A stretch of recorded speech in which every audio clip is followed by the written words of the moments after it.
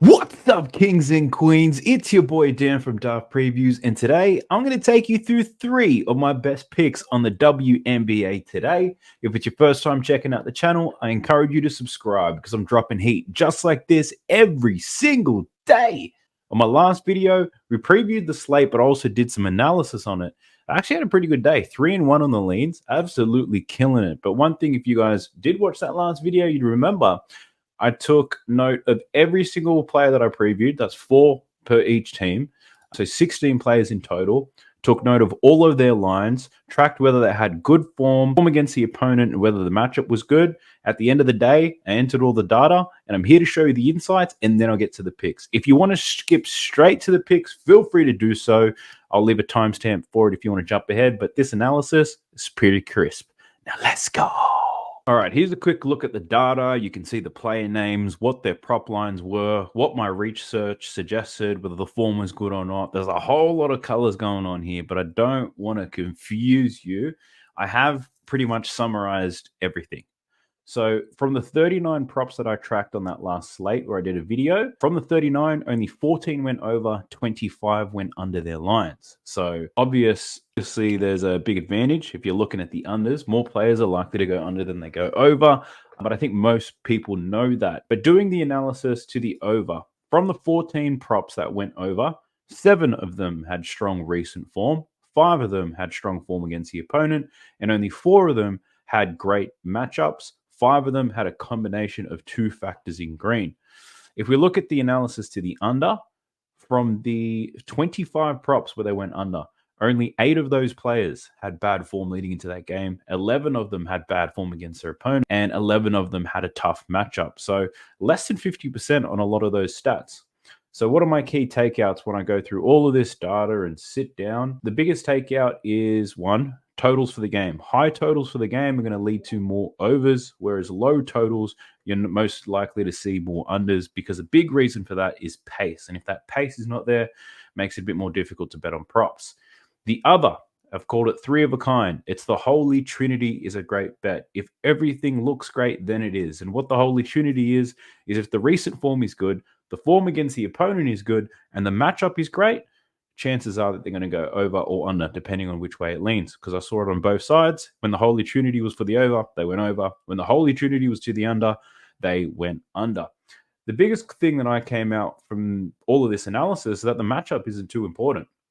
So from the players that went over, 29% had a great matchup, 21% had a tough matchup, 50% were average. And from the players that went under, 36% of them had a great matchup, 44% of them had a tough matchup, and 20% had an average matchup. So when I looked at all the matchup data, you pretty much saw a very similar number of people go over and under, regardless if the matchup was good or not. So what I'm saying there is that the line has factored in the matchup already. So the matchup, not the biggest thing, believe it or not. I think the most compelling argument for a lot of this data is if a player has historically performed well against a team in the past, there's a good chance that they can continue to do that. So form against the opponent was a really strong pull from all of this data for both the over and the under. But that might not make a lot of sense, but it does to me. And what that does give me is some confidence leading into this next set of plays. So what I want to do for you today is take you through the 3 bets that I've already identified. If I do come up with more, I'll share those in Winnable, so be sure to sign up to my Winnable. The link for that is in the video description below. So we're going to jump into Outlier now. All right, so the first pick that I have for you is from a young lady named Stephanie Dolson. Now, this might be a popular player that a lot of people are betting on, but maybe not this prop. So my first pick is going to be Stephanie Dolson over 0.53 pointers. You're right. We need her to cash 1 3-pointer in order for this bet to land. Now, if we go through the preview real quick, what do we have? Looking at her season data, she's covered this line in 8 of 10 games. That's an 80% hit rate so far this season, which is bloody excellent. That's what I want to see. Averaging 4 attempts per game. She's shooting them at 43% from the field. So the recent form, fantastic. Now, if you're to think about form against the opponent, she's covered this in 1 out of 2 games. So not a big sample size against the Fever. She only played 15 and 10 minutes when she played them last season. This season, she's getting about 24 minutes on average. So she's getting twice the minutes. So the form against the opponent is not bad. 50% hit rate, not bad at all. The thing that excites me the most is around the matchup. So firstly, the Fever on the season, they allow the third or fourth most three-pointers overall, right? Which is good. Good sign for the Mystics.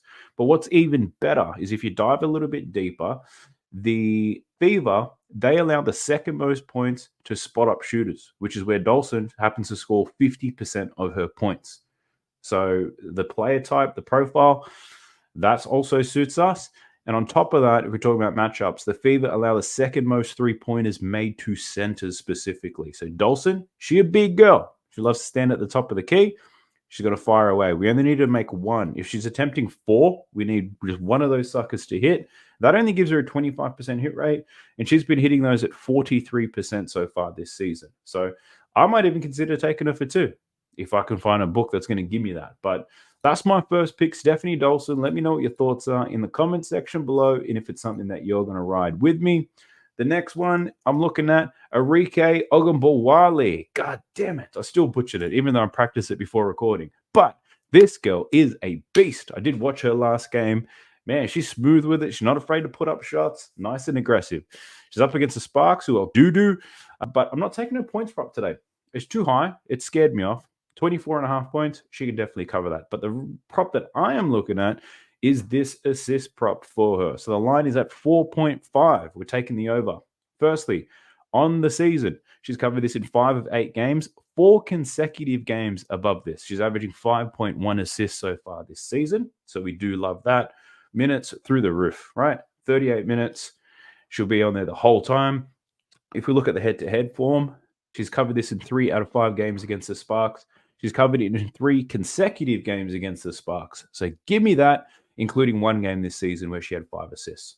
So we check out recent form against the opponent, looking good. And let's talk about the matchup. The Sparks, they allow the most assists, full stop. But if you break it down, you dive into the guard data, they also allow the most assists to guards by quite a considerable margin per 36. So the matchup is fantastic. Form is great. Form against the opponent is pretty decent too. It's the Holy Trinity, baby. Arike Ogunbowale. Let's go, baby. Let's jump into the last pick. Last pick. We're looking at Kahleah Copper. Girl can get it. But I'm looking at under 21.5 points for her. I know, it's a crazy play. But let's just talk about it for a second. She's gone this line in 7 out of 10 games this season. The 3 games where she went over, 30 points plus, right? She's up against the Minnesota Lynx, who defensively, they're excellent. I've caught a few of their games. Very great, stingy defensive side. If we think about how she's gone against that team in particular, she's gone under this in 3 out of 4 games, but she still has averaged 21 points against Minnesota in the past. 21 points against them earlier this season in 30 minutes played. But the reason why I like this is the recent form is great. Obviously going to the under. The head-to-head form gives me some sort of comfort. But the other reason is, what's your girl name? Brittany Griner.